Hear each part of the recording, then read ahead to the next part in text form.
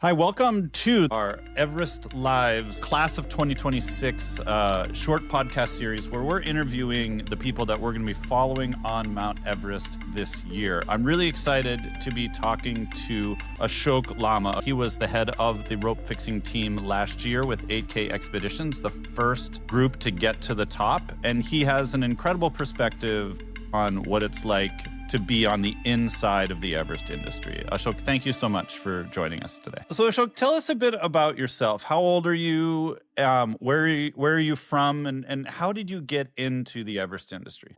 I'm 26 years old. And then my hometown is in Kavre district. It's just 3 hours drive from Kathmandu. Yeah. It's located in a hilly region of Nepal, not so in mountain and not so in Tarais. Yeah. It's just 1700 meter altitude. So you're from Kabri Palanchok, which is Yes. sort of it's not an area that a lot of Everest climbers come from. You're not from the Khumbu or Makalu or the Walling. How did you get into climbing? Was anyone else in your family into it? What led you to join the industry? Yeah. Actually, I was the first person to climb the Everest from my entire village. So it's very rare from that side. But actually, one of my cousin brother, he used to work in the outdoor industry from a long time as a trekking guide and outdoor leader. So by him, somehow I got to knew the outdoor industry as a trekking porter, and I got into the trekking guide, and slowly the interest grows up, time flies and interest grows up. And at the starting, I work in a climbing gym in Tamil. Okay. Yeah. So while I was working in the climbing gym, I got a chance to meet a lot of mountaineering, like mountaineers and climbers. And slowly I also became addicted to climbing while I was working at the same time. And like that, I slowly entered into the mountaineering sector. Interesting. So what was your first big expedition? What was the first big 8,000 meter peak that you had a chance to climb? The first 8,000 meter was Everest in 2021. Okay. But before I already had done Lobuche peak and Cloud peaks and some other peaks. But my first expedition was Everest, and when I was there at Everest in 2021, I couldn't manage the summit because of frostbite. I had frostbite while I was going to Camp 4 to drop some oxygens because of cold, and I was wearing a small boot because I was afraid that I couldn't catch up my friends because it was run very fast and I was there the first time. So because of that, and at the same night, the wind was so high, so I couldn't protect my leg, and then I had to come back to Kathmandu by rescuing. And later on, 2022, I successfully climbed Everest. Excellent. And then, so now how many times have you been to the summit? Last year was my second time. Okay. Then later on, I did one day Lhotse. Yeah. So excellent. Everest summit was my second time. And I did Everest on 2023, but as a rescuer, there was a big rescue that I did from balcony. Mm-hmm. So it was a big rescue of 3 nights and 4 days of continue falling down, but no summit. Tell me about that rescue. Were you working with 8K then as well? Was it Yes, one of your clients? It was not my client. Actually, I did Lhotse that year, and then later I had a client for Everest also, one of my client from India. But when I was in Camp 4, I got a radio from base camp. Someone in the balcony that did summit on earlier day. Mm-hmm. They got stuck at somewhere below the south summit or somewhere in between balcony. He had frostbite and snow blindness and everything, and oxygen is running out. And so I went from Camp 4 alone at that time to grab that Sherpa and client and bringing them down. And I left my client at Camp 4 with my assistant guide, and later she came down, but we managed to save one life up there. Amazing. So, and you said that rescue took you 3 days? 2 nights and 3 days. Wow. And how did you, like, as a climbing Sherpa, when you leave your client with the assistant guide and you go to save someone else's life, was that a hard decision for you? I mean, you lose your summit bonus, right? It's potential that you lose money for the year. Yeah. Was that a hard decision for you to make? Yeah, it was. It's a really hard decision at the same time because also my client also it's her lifetime dream to do the summit. And but instead at the same time I thought it's completing one's dream is more important than others' life. So Right. I set myself and chose myself to save the life. Are you still in touch with that person whose life you saved? What happened after Yes. you got down? He lost his 10 fingers, 10 toes in some part of ears. It was a bad situation at the time. I didn't really think he would make this long, but that guy got really lucky. Yeah. I would Wow. say. What an incredible thing. And so tell me a bit about the rope, what it's like to be a part of the rope fixing team. For someone who doesn't know a lot about Mount Everest, how does that work? Rope fixing team basically in the Everest, there are two different parts. Like from base camp to camp 2, there are another team who we call icefall doctors. They fix the rope from base camp to camp 2. And from camp 2 to summit, the rope fixing team works up there. So after completing the icefall works, then only we start. So last year, I also got a chance to be a part of rope fixing team as a leader. So behind that everything, there is an association called Expedition Operator Association Nepal.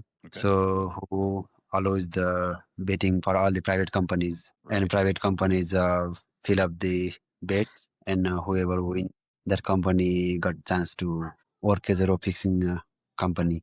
The Expedition Operators Association is sort of like a group that's tasked with fixing the ropes from Camp 2 to the summit. And traditionally, they would take the second lowest bidder, right?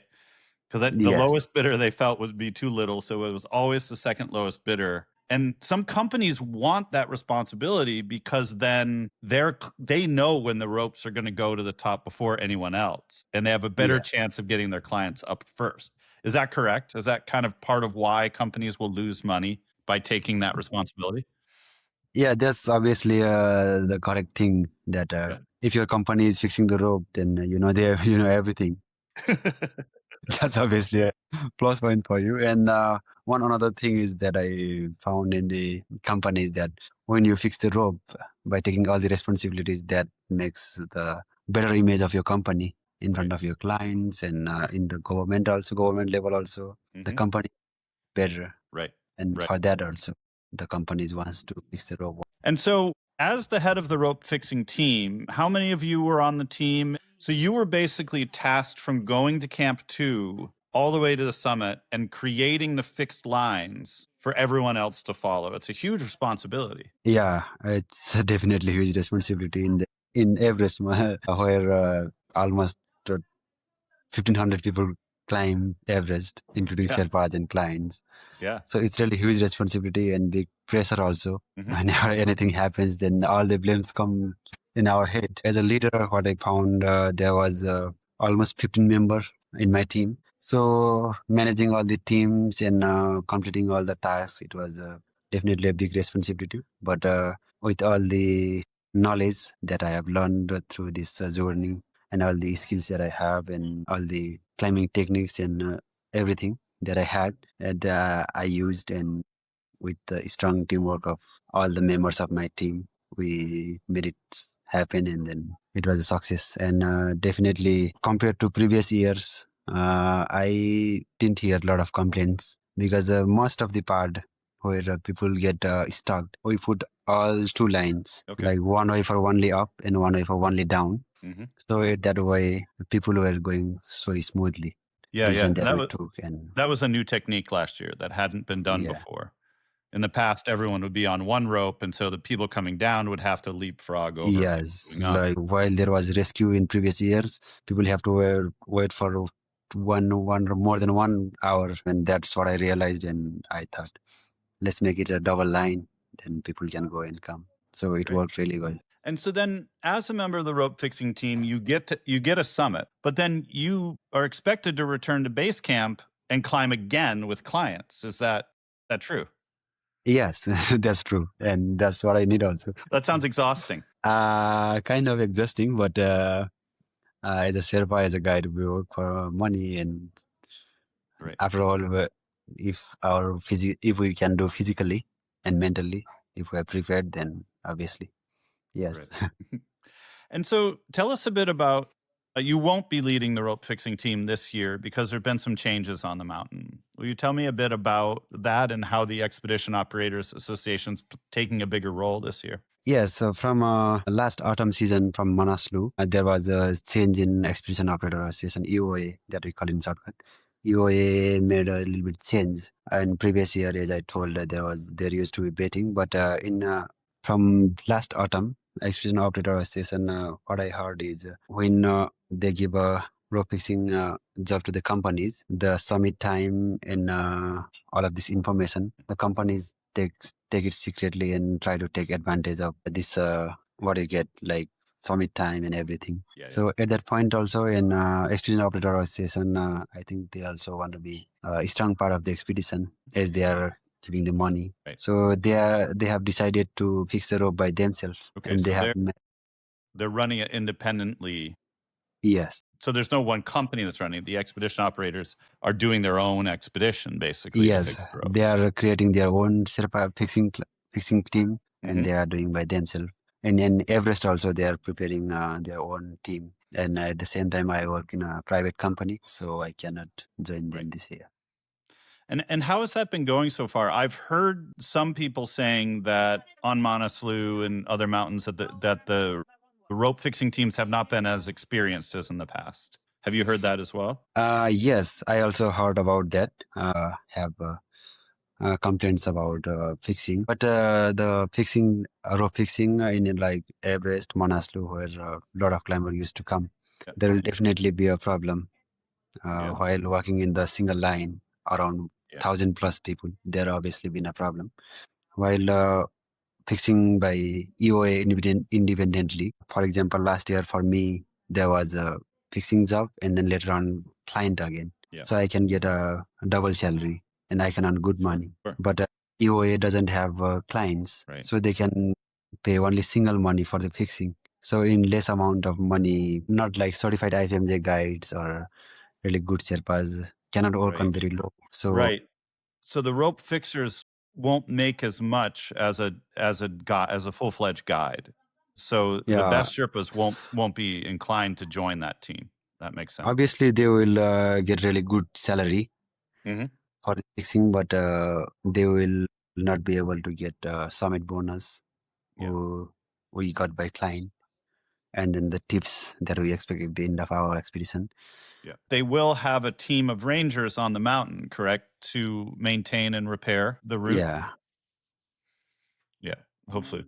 The rangers that hired from DOT, Department of Tourism. I was under the impression that the expedition operators would, because there's a fixed rope fixing team that don't have client responsibilities, they'll be able to maintain the route better. That's what I was told. Is that yes, true? Yeah.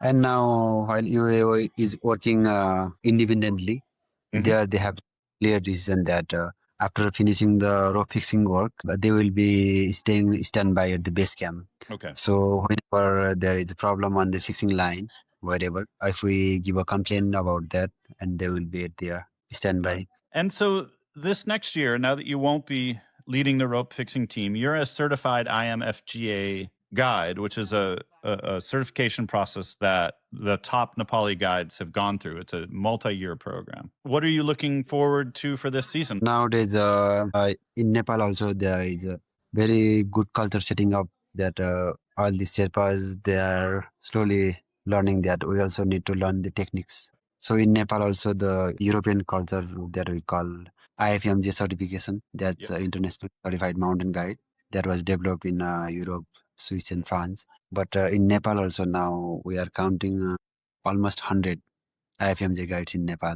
So to become IFMJ, you need to train for 6 to 7 years to become certified. So that culture that you make, that makes you fully skilled guide. So nowadays there is a culture that all the private companies, they started hiring IFMJ guides. Some company hires more than 10, 15 IFMJ guides. But in AK also, there are another 2 IFMJ guide, including me. There are 3 of us. So our other 2 and my duty we will be leading the group. For example, if there are 40 clients in 8K, So I'll be leading 15 team of. I'll be leading the whole group of Clients and Sherpas and the whole thing. clients and Sherpas, Yeah. and I'll be guiding single client of mine also. But you'll be the one making the decision. You'll be watching the weather, watching the crowds. You'll be making the decision when to go, how to ensure everyone's safety. Yes, to my team, I'll be deciding everything and to make it happen and success and safe. I'll be the part of that team. Wonderful. Are you looking forward to the season? Yes, definitely. I'm going to Everest.